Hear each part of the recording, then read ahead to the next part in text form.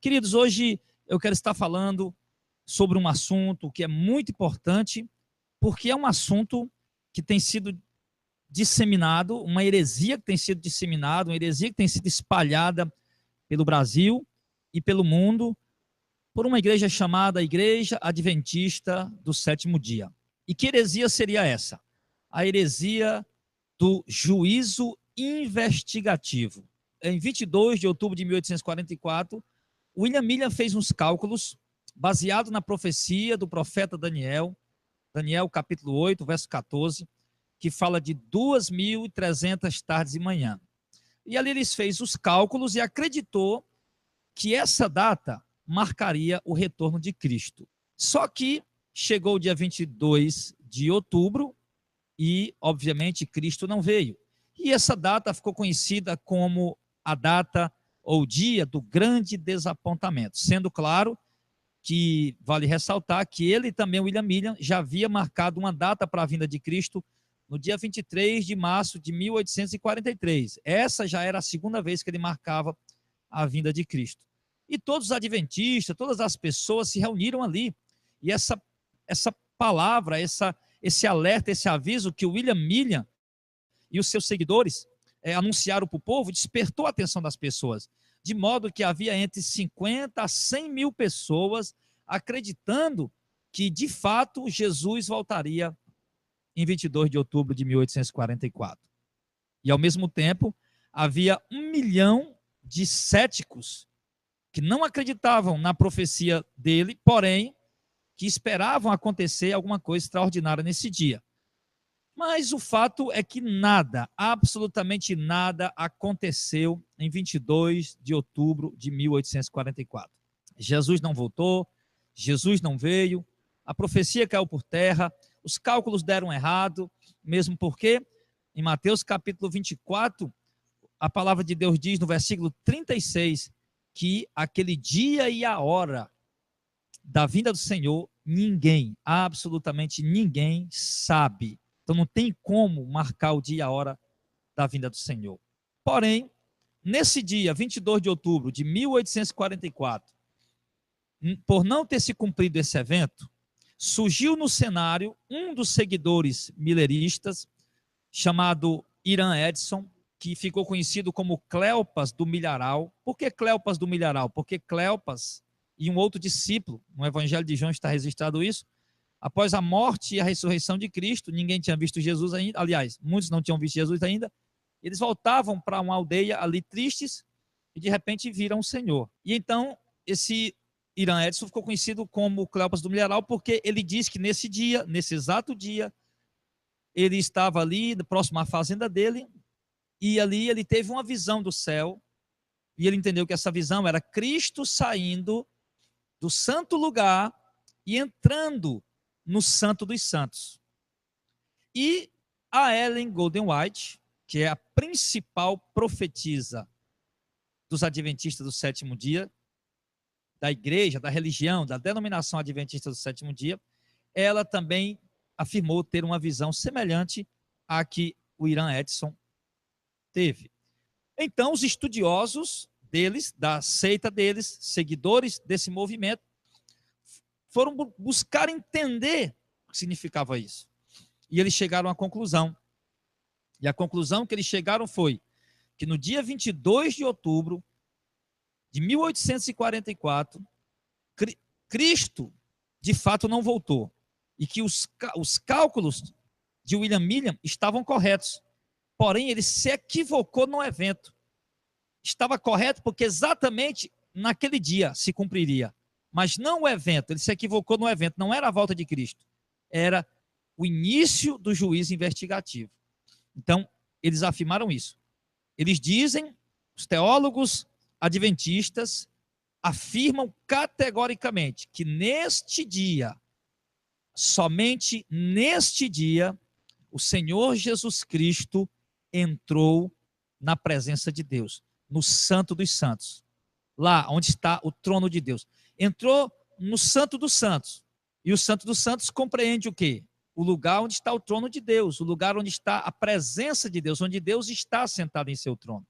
Então a teologia adventista fala isso, que é apenas no dia 22 de outubro de 1844, ou seja, 19 séculos depois da morte de Cristo, é que Cristo entrou no Santo dos Santos, onde está a presença do Pai, onde está a presença de Deus. Até então, o Senhor Jesus havia ficado apenas no santo lugar, sim, mas não tinha entrado no Santo dos Santos. E agora, Jesus entra no Santo dos Santos, de acordo com a teologia adventista, para iniciar um juízo investigativo, onde agora o Senhor Jesus está anotando todas as nossas práticas, todas as nossas condutas, para apresentar ao Pai, para que o Pai decida quem poderá ser salvo e quem será condenado. Querido, eu lhe faço uma pergunta. Será que essa teologia adventista é de fato respaldada nas Escrituras? Será que esse entendimento, essa compreensão dos adventistas do sétimo dia, que dizem que o Senhor Jesus Cristo entrou no Santo dos Santos, na presença do Pai, apenas em 22 de outubro de 1844, eles dizem que creem que a obra redentora de Cristo na cruz do Calvário foi completa, foi perfeita. Porém, ao mesmo tempo, eles dizem que Cristo está dando continuidade a essa obra redentora. Será que Cristo está dando continuidade à obra redentora? Ou será que a obra redentora de fato foi consumada no Calvário? Porque os adventistas sustentam as duas posições, mas só há uma posição. Ou Cristo consumou a obra na cruz do Calvário, ou Cristo continua fazendo a obra. Não tem como consumar e ao mesmo tempo continuar. Se consumou, parou, interrompeu, concluiu, acabou. Se está continuando, então é porque a obra na cruz do Calvário não foi consumada. Então os adventistas, teólogos adventistas, têm que decidir sobre isso.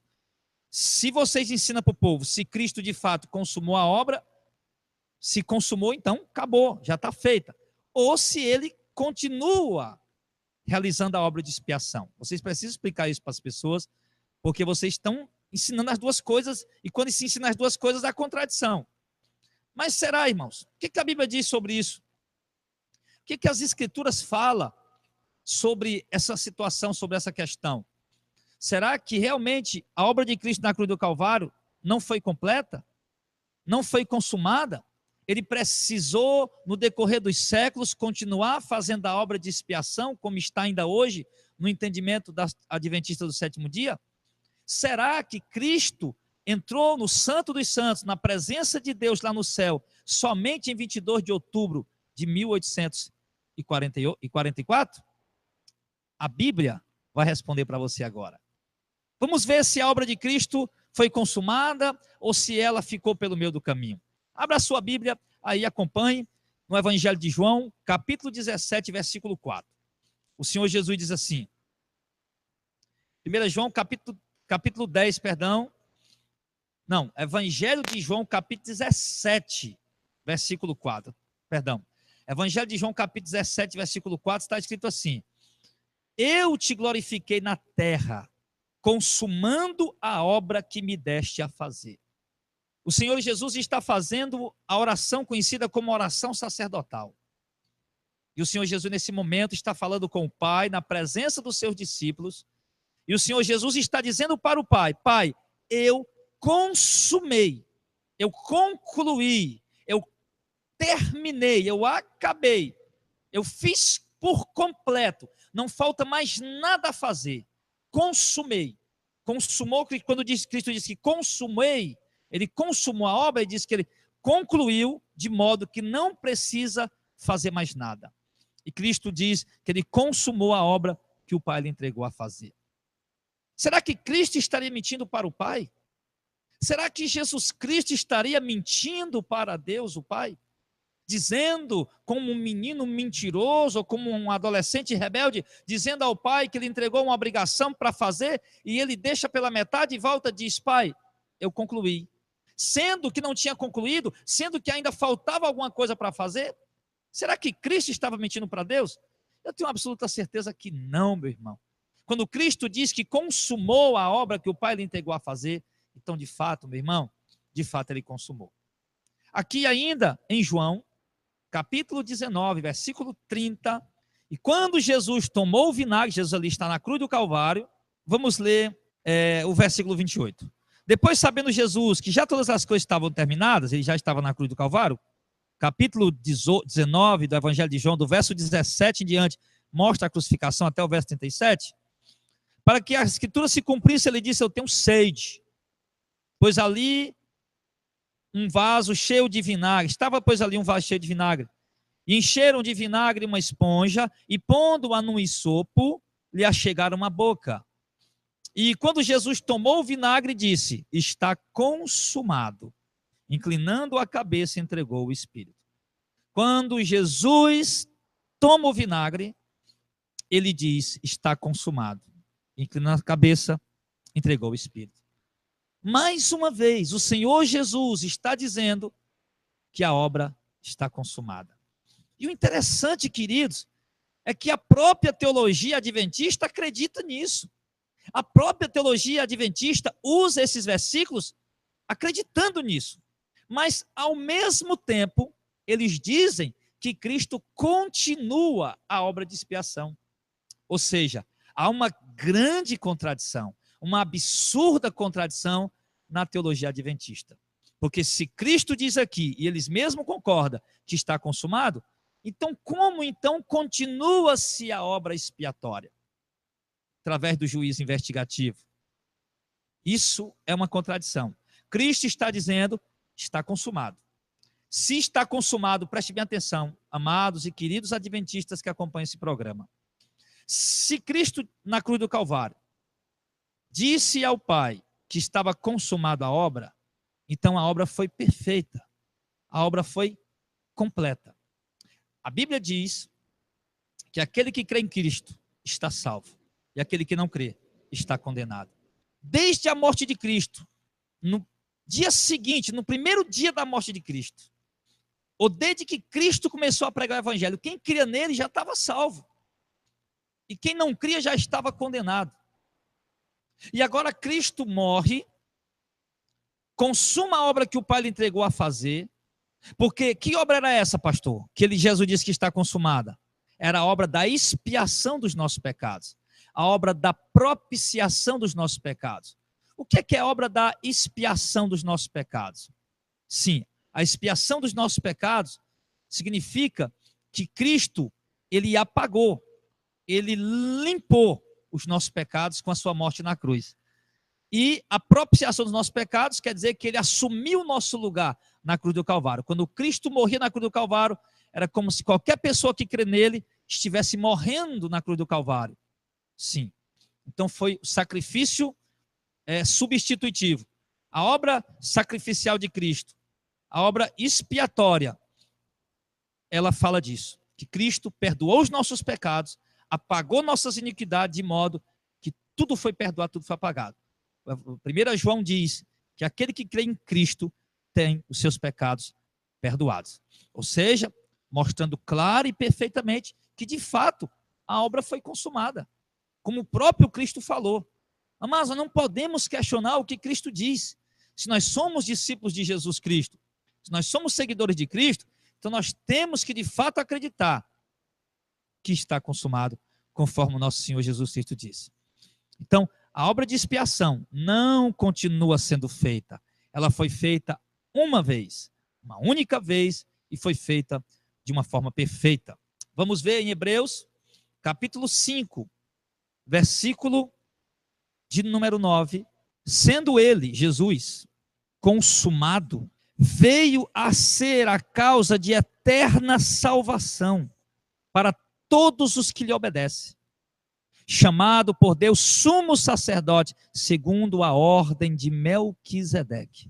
Sim, ele diz que Cristo, tendo consumado a obra, ele veio a ser a causa de eterna salvação para todos os que lhe obedecem. Sim, chamado por Deus sumo sacerdote. Ele é chamado por Deus, pelo próprio Deus, de sumo sacerdote. Sim, em Hebreus capítulo 7, no versículo 27, vamos aqui ver se a teologia adventista sobre o juízo investigativo tem respaldo bíblico. Nós estamos vendo que não. Nós estamos vendo que as escrituras dizem o contrário do que os adventistas estão pregando. Hebreus capítulo 7, verso 27, diz, no verso 24, Mas este, porque permanece eternamente, se refere a Cristo. Tem um sacerdócio perpétuo. Porquanto pode também salvar perfeitamente os que por ele se chegam a Deus, vivendo sempre para interceder por ele. Porque nos convinha tal sumo sacerdote, santo, inocente, imaculado, separado dos pecados e feito mais sublime do que os céus, que não necessitasse, como sumo sacerdote, de oferecer cada dia sacrifício, primeiramente pelos seus próprios pecados e depois pelos pecados do povo. Porque isso ele fez, oferecendo-se a si mesmo, uma única vez, uma só vez. Então ele diz que a obra da redenção, o texto está dizendo que Cristo é o nosso sumo sacerdote e que a obra da redenção, ela foi feita perfeita e uma única vez. Cristo entregou-se uma única vez, fazendo uma obra perfeita, de modo que nada mais precisa feito. E pode perfeitamente salvar aqueles que por meio dele se chegam a Deus. Por quê? Porque a obra foi consumada, a obra foi perfeita, a obra foi completa. Se Cristo não tivesse consumado a obra na cruz do Calvário, as pessoas, de acordo com o entendimento adventista, as pessoas que morreram desde a morte de Cristo até 22 de outubro de 1844, certamente não teriam salvação. Por quê? Porque o juízo investigativo não tinha começado. Então as pessoas não poderiam se salvar. Mas isso é sem sentido, é sem lógica, meus amados. As pessoas puderam se salvar sim, no momento que eles creram em Cristo, no momento em que eles creram em Cristo, porque o sacrifício de Cristo foi perfeito, e foi feito uma única vez, de modo que não restou nada para fazer, não ficou nada para se continuar fazendo. Cristo consumou a obra, e a obra foi perfeita. Quando o texto diz que Deus chamou a Cristo de nosso sumo sacerdote, olhando para a figura do sumo sacerdote da antiga aliança, qual era o papel do sumo sacerdote? As escrituras dizem que o sumo sacerdote entrava num lugar que nenhum sacerdote podia entrar, apenas o sumo sacerdote podia entrar, e apenas uma vez por ano, e ele entrava e saía, esperava o ano que vem de novo, entrava e saía, para ali, quando ele entrasse no Santo dos Santos, na presença de Deus, ele pudesse oferecer pelo povo sacrifícios e dons e rogos e clamores e petições a Deus e súplicas a Deus pelo povo, de modo que Deus ouvia e atendia.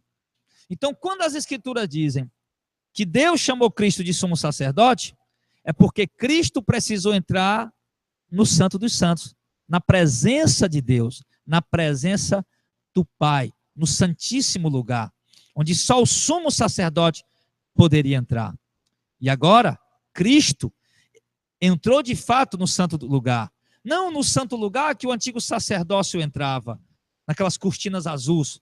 Quando Cristo morreu, o véu do templo se rasgou, mostrando que um novo e vivo caminho e acesso foi dado a nós. Foi aberto um novo e vivo caminho.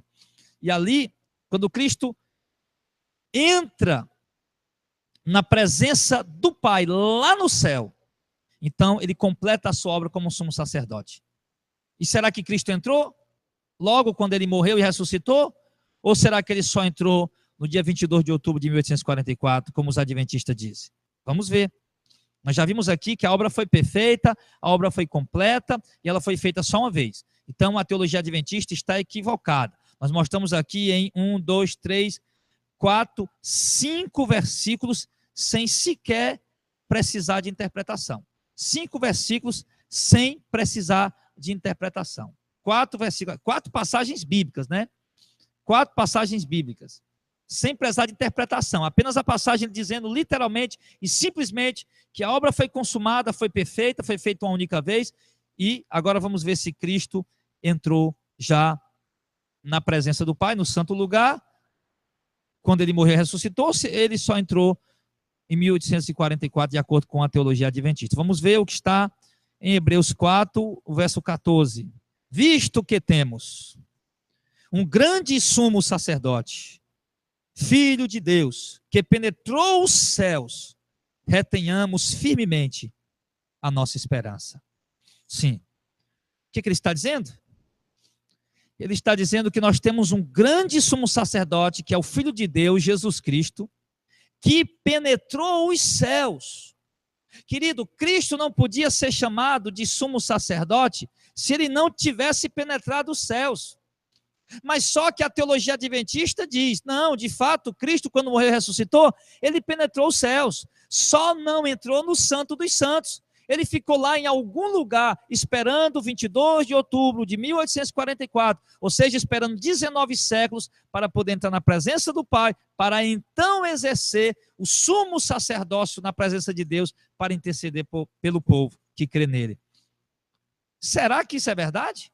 Nós vimos aqui de fato que Cristo penetrou nos céus, mas não diz realmente onde ele entrou.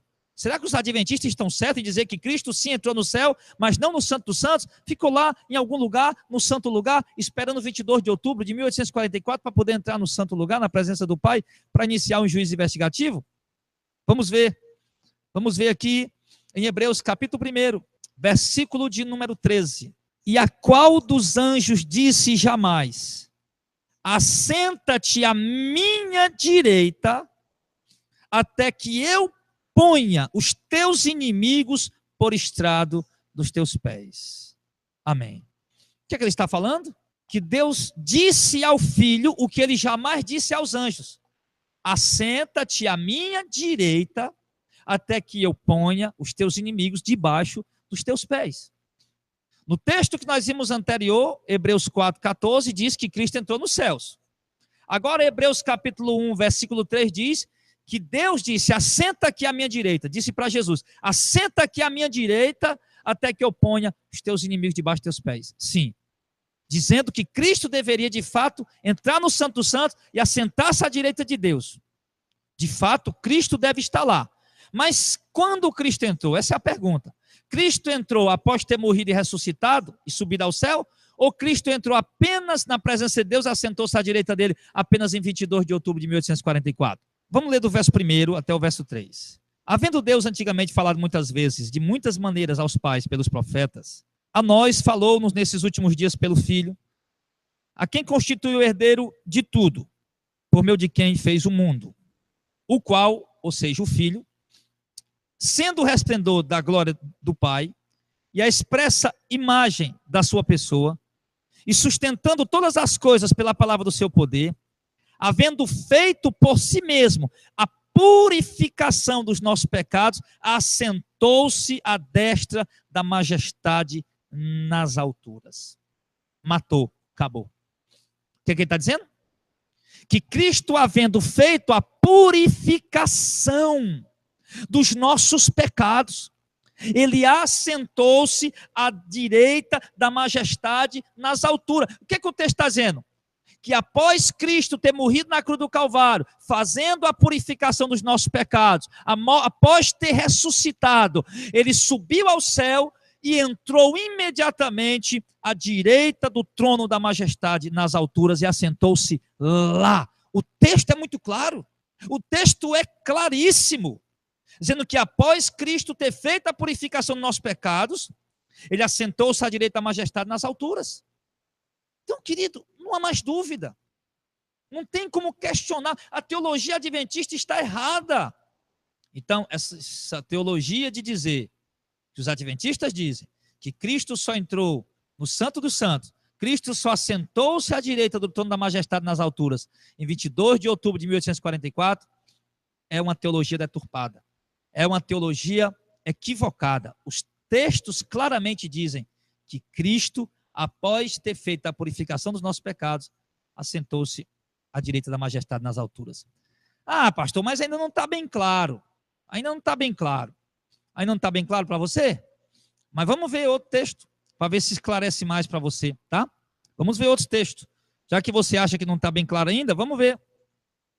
Hebreus capítulo 10, versículo 12.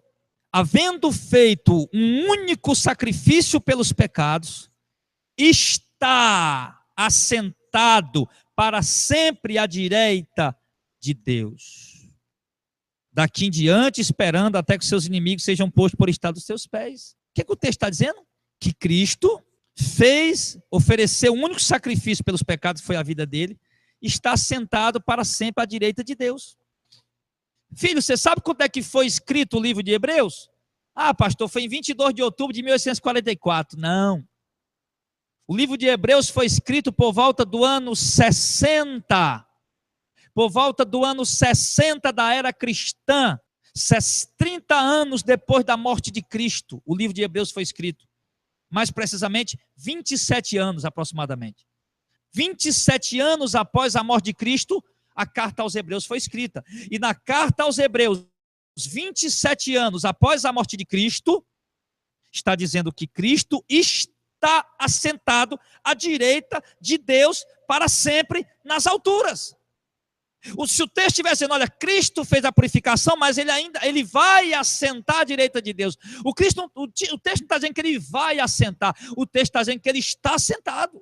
Ele não vai assentar, ele está sentado. Deu para entender aí? Deu para entender? Não é simples, não é bem fácil entender isso, irmão? Eu não sei, irmão, por que os adventistas complicam isso, sendo uma coisa tão simples de compreender. No momento que Cristo morreu e ressuscitou, ele já se assentou à direita de Deus. Irmão, a teologia do juiz investigativo dos adventistas, que dizem que Cristo entrou no Santo dos Santos, que Cristo entrou sentou-se à direita de Deus, eles dizem que isso só aconteceu em 22 de outubro de 1844. E não adianta, meu irmão, os adventistas querem distorcer isso, não, porque os próprios teólogos adventistas que pregam isso. Isso está em vídeos na internet. Teólogos atuantes adventistas pregando isso, que só então eu mesmo ouvi, ele dizendo que só então, apenas então, no dia 22 de outubro de 1844, o Senhor Jesus entrou no Santo dos Santos, entrou no tabernáculo no céu. Mas o texto das Escrituras dizem que Cristo não esperou chegar a 1844. Imediatamente após a morte e ressurreição, Cristo passou 40 dias dando mandamento aos seus discípulos pelo Espírito Santo, e logo em seguida ele assentou-se à direita da majestade nas alturas. É muito claro, meus amados. É muito claro. Mas tem mais, vamos lá. Já está muito claro, mas vamos ler mais. 1 Pedro 3:22, ele diz, falando sobre Jesus, ele está dizendo sobre Jesus. Isso aqui está falando de Jesus Cristo.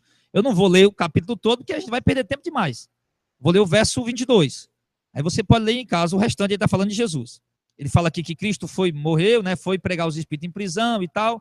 E aí, no verso 22, ele diz, o qual está à direita de Deus, tendo subido ao céu, havendo-se-lhe sujeito os anjos e as autoridades e as potências. Que o Senhor Jesus Cristo está à direita de Deus, havendo subido ao céu. Lembra daquele versículo lá de Hebreus capítulo 4, versículo 14, que diz que ele entrou no céu, mas a gente não sabia onde ele estava lá no céu, que os adventistas dizem que ele estava no santo lugar, esperando para entrar no tabernáculo, no Santo dos Santos? Pois é, o texto aqui está dizendo que ele está à direita de Deus, tendo subido ao céu, havendo-se-lhe sujeito os anjos e autoridades e as potências de Deus. Ou seja, o texto está explicando o quê? Que quando Cristo subiu ao céu, ele foi assentar-se à direita de Deus, imediatamente quando ele subiu ao céu. E o último versículo, tá? Para não ficar nenhuma dúvida, nós temos uma testemunha ocular que escreveu sobre isso. Está no livro de Atos, capítulo 7, fala de Estevão, quando Estevão estava sendo apedrejado, ele diz no verso 55, mas Estevão, cheio do Espírito Santo, fixando os olhos no céu, viu a glória de Deus e Jesus que estava aonde? Lá no santo lugar, em algum lugar no céu? Não. Ele viu a glória de Deus e Jesus que estava à sua direita. Irmão, Estevão, Marte, o primeiro Marte da igreja, ele está dizendo que quando ele estava sendo apedrejado, Estevão disse, eu vejo o céu aberto e vejo a glória de Deus e Jesus Cristo, Filho do homem, em pé, à direita de Deus. Estevão viu que Jesus já estava no tabernáculo, no Santo dos Santos. Sim, no verso 56, eis que eu vejo o céu aberto e o Filho do homem que está em pé, à mão direita de Deus. Ele diz duas vezes, verso 55, verso 56, mas ele, Estevão, cheio do Espírito Santo, fixando os olhos no céu, viu a glória de Deus e Jesus que estava à direita de Deus. E disse, eis que vejo os céus abertos e o Filho do homem, Jesus, que está em pé, à mão direita de Deus. Então, meus amados, não há dúvida, Cristo está à direita do Pai.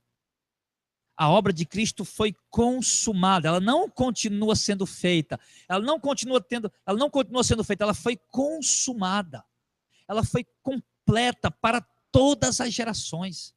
A morte de Cristo na cruz do Calvário, ela foi perfeita para todas as gerações, de modo que todas as pessoas em todas as gerações, desde o primeiro século, foi quando Cristo morreu, até hoje o século 21, em todas as épocas, em todas as gerações, todos aqueles que creem em Cristo têm o perdão dos pecados e têm o direito dado pela graça de Deus de entrar no reino do céu. Por quê? Porque Cristo assentou-se à direita do Pai no momento que ressuscitou, e a sua morte expiatória, sacrificial, a sua morte foi completa, o seu sacrifício expiatório foi perfeito, a obra expiatória foi completa, foi perfeita.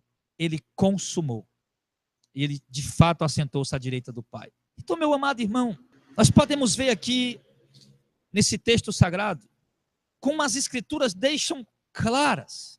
Claro que se você for levar isso aqui para um pastor adventista, ele vai pegar daqui e dacolá, vai explicar um monte de coisa para poder te embaralhar. Mas não precisa ser teólogo, não precisa ser pastor, não precisa ser doutor. Os textos estão falando. Eu não preciso ser um teólogo para interpretar Atos capítulo 7, no verso 56 e o verso 55 e 56. Por quê? Porque o texto está dizendo claramente que Estevão viu Deus assentado e Jesus Cristo à direita dele. Eu não preciso ser nem um teólogo para interpretar 1 Pedro capítulo 3, verso 22, que diz que Cristo está lá à direita do Pai. Eu não preciso ser nem um teólogo para interpretar Hebreus 10 e 12, que diz que Cristo está lá à direita do Pai. Eu não preciso ser nem um teólogo para interpretar João capítulo 17, verso 4, João capítulo 19, verso 30, sim, e Hebreus capítulo 5, verso 9 e 10, que diz que a obra de Cristo foi consumada. Por que eu não preciso ser teólogo? Porque os textos já estão dizendo isso claramente. Os textos já estão falando por si só. É aquele tipo de texto, irmão, que é simples de compreender. Então, a teologia do juízo investigativo, criado pelos adventistas do sétimo dia, é uma heresia. Mas por que eles criaram essa teologia, pastor Jadel, já que é uma heresia? Porque os adventistas do sétimo dia, a teologia adventista do sétimo dia, embora diz que a palavra de Deus está acima de tudo para eles, mas isso, meu irmão, é um equívoco. Na verdade, o que está acima de tudo para eles é o que a Ellen Golden White disse. É o que o William Edson, o Cleopas do Milharal, falou. Isso para eles está acima da palavra de Deus. Eles dizem que os escritos da Ellen White é uma luz menor que leva a luz maior. Deixa eu te dizer o que é que significa isso. O que é que eles querem dizer com isso? Para você entender a Bíblia, você tem que entender lendo pelos livros da Ellen Golden White. Quando você lê o livro da Ellen Golden White, aí você entende a Bíblia. Isso é um equívoco. Isso é um engano. Por quê? Porque os livros da Ellen Golden White existem muitas heresias, muitas distorções e deturpações. E quando você lê as distorções da Ellen Golden White e dos adventistas, nos livros deles, aí você vai interpretar os textos sagrados de uma forma equivocada. Na verdade, eles poderiam escrever livros sim, mas livros onde eles se moldassem à palavra de Deus. E não tentar moldar a palavra de Deus, a teologia deles, ou as visões da Ellen Golden White, que segundo eles teve mais de 2.000 sonhos e visões. De fato, era uma sonhadora. E essa teologia do juiz investigativo foi criada para isso. Eles criaram essa teologia para poder dar sustentação à visão do Cleopas do Milharal, William Edson, e para dar sustentação à visão da Ellen Golden White. E para dar sustentação os cálculos do William Millian. Que aí eles dizem que foi o dia do grande desapontamento. E de fato, esse desapontamento continua. Porque ao invés deles terem assumido que erraram com humildade, pelo contrário, fizeram um engodo ainda maior. Distorceram a palavra para criar uma doutrina que jamais foi vista nas Escrituras. Essa doutrina de juízo investigativo, que Jesus só entrou no Santo dos Santos, na presença do Pai, só se assentou à direita de Deus em 22 de outubro de 1844. Que doutrina é essa, meu irmão? Essas Escrituras mostram completamente o contrário. As Escrituras são enfáticas e claras em dizer que quando Cristo morreu na cruz do Calvário, ele ressuscitou ao terceiro dia. Passou 40 dias dando mandamento aos seus discípulos. E depois subiu ao céu e foi recebido à direita de Deus, à direita da majestade nas alturas, onde todos os versículos que nós acabamos de ler aqui sustentam isso, claramente. E que a obra que Cristo fez na cruz do Calvário não precisa de continuidade. Ela foi perfeita, foi consumada, foi completa. Agora, o evangelho apenas precisa ser pregado e as pessoas apenas precisam ouvir, crer e se converter para obedecer e assim terão a salvação, em nome de Jesus Cristo. Se não crer, já estão condenados. Se crer, já estão salvos. É isso que a palavra de Deus diz no Evangelho de João. Então não tem esse negócio de juízo investigativo, isso é um equívoco. Isso é um erro gravíssimo. Tá? Então é importante que nós temos cuidado com isso. É importante que nós tenhamos cautela, irmãos. O que mais me deixa preocupado, amados, é que tem muitos evangélicos cegamente se lançando maravilhados nos estudos adventistas e não percebem, e cegamente, se lançam cegamente maravilhados nos estudos adventistas. Olha, irmão, eu já escutei o pastor Ivan Saraiva, já escutei o pastor Luiz Gonçalves, já escutei outro pastor aí, Leandro Quadros, já escutei pelo menos esses 3 pastores adventistas. E eu vou lhe dizer, meu irmão, preste atenção nos estudos deles. Eles ficam divagando, pegam um versículo e não explica o versículo. Eles apenas ficam divagando e falando aquilo que eles falam 1000 vezes numa única mensagem. E ficam ali se contradizendo e você percebe claramente eles deturpando os versículos nos ensinamentos deles. Então, só precisa a gente ter cautela. Só precisa a gente ter cuidado. Porque eu sou um caçador da verdade. Eu sou um caçador da verdade. Então, se os adventistas estivessem pregando uma verdade, com certeza eu apoiaria. Mas eles estão deturpando a palavra. Então, nós precisamos ser dessa maneira. Não podemos ser cegos a uma placa denominacional. Eles passam, um pastor adventista passa 4 anos num seminário teológico adventista e mais 4 anos de experiência como pastor. Se aí então, depois ele vai ser avaliado, se ele concordar com tudo que a Ellen Gold White disse, se ele concordar com tudo que a adventista prega, distorcidamente da palavra, sim, aí então ele pode ser um pastor adventista. Mas se ele discordar, mesmo com respaldo bíblicos, nos ensinos da Ellen Gold White e no que os adventistas estão pregando, ele jamais poderá ser um pastor adventista. Para ser um pastor, meu amado, um dirigente de igreja, um guia do rebanho, não é preciso crer em livros de Ellen Gold White, ou em livros de Jardel Fernandes, ou em livros seja lá de quem for. É preciso crer nas Escrituras. É preciso aceitar as Escrituras como única regra de fé e prática e estar disposto a abrir mão de qualquer entendimento teológico que eu esteja equivocado. E se eu, pelas Escrituras, perceber que estou entendendo algo errado nas Escrituras, eu abro mão e fico com o que a Escritura diz. É assim que tem que ser. Quando Martinho Lutero, o reformador do século XVI, foi chamado à presença do concílio papal, do sinédrio papal, e mostraram para ele os livros. Martinho Lutero, você reconhece a autoria desses livros? Reconheço. Você nega o que está escrito neles, que vai contra a Santa Igreja Católica? E Martinho Lutero disse, eu não posso negar, eu não posso ir contra a minha própria consciência, a não ser que vocês me provem pelas Escrituras que eu estou errado. Se vocês não me provarem pelas Escrituras que eu estou errado, então eu não posso mudar. E aqui nós estamos provando pelas Escrituras, claramente. Claro, os católicos pegavam as Escrituras e distorciam a palavra, assim como os adventistas fazem. Eles vão pegar a Escritura e distorcer a palavra, mas os textos são muito claramente explicados e escritos. Vamos nos moldar as Escrituras? Vamos nos moldar o que realmente a palavra de Deus diz? Vamos abrir mão da nossa visão denominacional. Vamos abrir mão do nosso orgulho, da nossa prepotência, de achar que sabemos mais do que as pessoas porque temos uma faculdade ou um curso teológico. Vamos abrir mão do nosso orgulho, da nossa soberba, simplesmente porque fazemos parte de uma denominação de nome espalhada pelo mundo inteiro. Vamos abrir mão desse orgulho. Vamos abrir mão dessa arrogância, dessa prepotência, dessa soberba de achar que somos o dono da verdade. Nós não somos o dono da verdade. Nós somos servos da verdade e devemos nos submeter a ela e entender que a palavra de Deus, ela é soberana e ela está acima de tudo. É assim que nós temos que ser, é assim que nós temos que viver. Então, meu amado, fica aqui essa palavra para você.